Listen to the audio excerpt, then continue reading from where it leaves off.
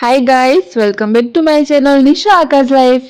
આજના વિડીયોમાં હું શેર કરું છું કે મારું ઇવનિંગનું રૂટીન શું છે.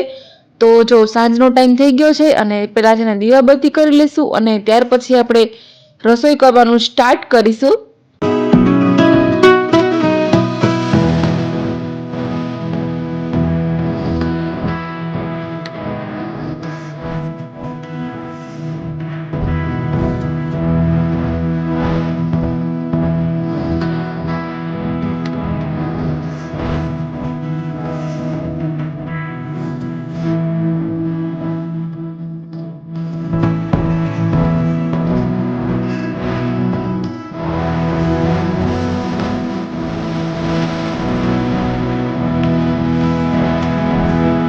આજે હું છે ને ભીંડી મસાલા બનાવવાની છું શાકમાં.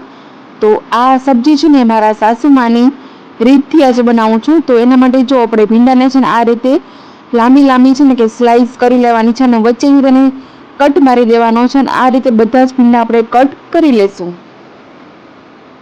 હવે આપણે છે ને એક કઢાઈ લેવાની છે અને તેમાં થોડુંક જેટલું છે ને તેલ લેશું અને ભીંડા આપણે જે બધે કાપીને રાખ્યું હતું ને એને છે ને આ કઢાઈમાં નાખશું અને એકદમ ફૂલ આંચ રાખવાની છે આપણે ગેસની. અને તેને છે ને કે જે લેસ નીકળશે ને ભીંડાનો એ બધો જ આપણે આ સમયે કાઢી લેવાનો છે અને ફૂલ તેજ આપણે છે ને કે આંચ રાખવાની છે. તો બધો લેસ છે ને તે નીકળી જશે. અને જો તમારે કદાચ એવું થાય ને કે લેસ નથી નીકળતો તો તમારે છે ને અડધું લીંબુનો રસ આમાં નાખી દેશો ને તો છે ને કે લેસ બધું નીકળી જશે. અને અત્યારે આપણે ભીંડાના ભાગનું જે મીઠું હોય ને તે એડ કર્યું છે. ત્યાર પછી બીજી એક કઢાઈ લઈ અને તેમાં આપણે ચણાનો જે લોટ હોય ને એ લેવાનો છે અને તેને સારી રીતે આપણે છે ને કે સોતે કરી લેવાનો છે. એનાથી એ થશે કે આપણે ગ્રેવીમાં તેને યુઝ કરશું. તો ગ્રેવી બનાવવા માટે જો અમે લસણ લીધું છે અને ત્યાર પછી ટમેટાની ગ્રેવી લીધી છે અને તેને મિક્સરમાં મિક્સ કરી લેવાનું છે. અને હવે આપણે 2 ચમચી જેટલું દહીં લીધું છે અને આપણે જે રૂટીન મસાલા હોય ને એ લીધું છે અને થોડુંક એવું મીઠું નાખ્યું છે. મસાલાના ભાગનું મીઠું એડ કરેલું છે. બધી વસ્તુઓને સારી રીતે મિક્સ કરી લેવાનું છે અને હવે આપણે વઘાર કરવાનો છે. તો વઘાર માટે આપણે છે ને તેલ લીધું છે. તેલ છે ને થોડુંક એવું સારું વધારે લેવાનું છે, બહુ ઓછું નહીં લેવાનું. અને જે આપણે મિક્સર તૈયાર કરીને રાખ્યું હતું ને એ આપણે તેમાં એડ કરી દેવાનું છે. ને ઢાંકીને આપણે છે ને તેને તેલ ઉપર આવે ને ત્યાં સુધી છે ને કે તેને રાખવાનું છે ગેસ ઉપર. ત્યાર પછી તેલ ઉપર આવી ગયું છે હવે આપણું. તો જ આપણી જે ભીંડી છે ને ફ્રાય કરેલી છે ને એ બધા જ ભીંડા એમાં નાખી દેવાના છે અને તેને સારી રીતે મિક્સ કરી લેવાનું છે. ત્યાર પછી આપણે છે ને ઢાંકીને આ ભીંડાને છે ને ચડવા દઈશું. જો તમને એવું લાગે ને કે ભીંડો આપણો કાચો રહી ગયો છે તો 1 થી 2 ચમચી જેવું પાણી નાખી અને ભીંડાને તમારે સારી રીતે કૂક કરી લેવાનો છે.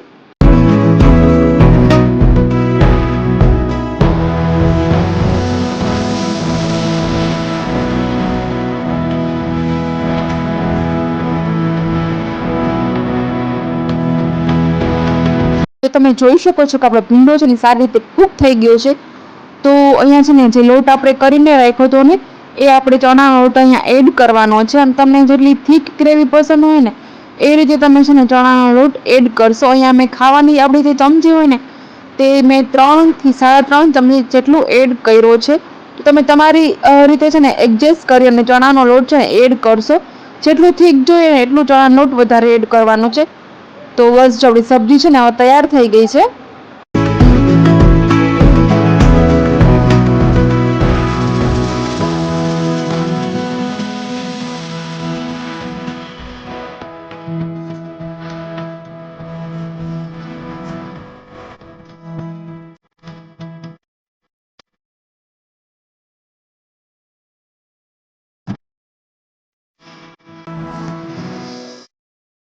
તો આપણી જો પેલા શાક છે ને એ તો બનીને રેડી છે.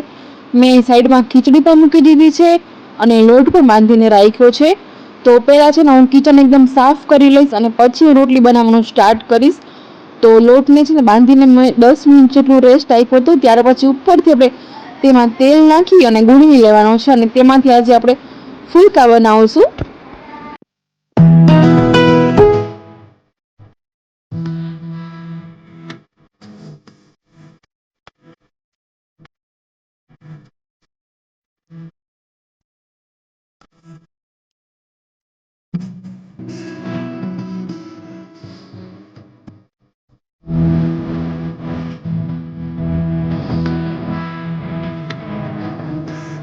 તો હવે આપણે બધી રસોઈ છે ને બની ગઈ છે. જો શાક છે ને મેં આટલું થીક રાખ્યું છે અને આ કુકરમાં મેં ખીચડી બનાવેલી છે.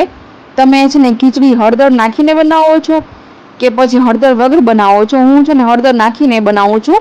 અને આ જો આપણા ફુલકા પણ બનીને રેડી થઈ ગયા છે. જમવાનું ચાલો તૈયાર છે. તો પેલા બધા છે ને કે જમી લેશે અને ત્યાર પછી વળી હું છે ને પેલા કિચન સાફ કરીશ અને ત્યાર પછી આપણે છે ને કે અહીંયા પ્લેટફોર્મ સાફ કરશું. અને એક છે ને કે ટિપ્સ કે વાત શેર કરવા માંગુ છું કે માસી છે ને, મારા એક માસી છે, તો એમને એક ટિપ્સ આપેલી છે કે જેના ઘરમાં બાળકો નાના હોય ને તો ઘરમાં છે ને કાંઈ નહીં તો છેલ્લે એક બટકું કે રોટલીનું ઘરમાં છે ને રાતે રાખવાનું જ. તો એક રોટલી વધતી ને તો એ પેલા મૂકી દઈશ.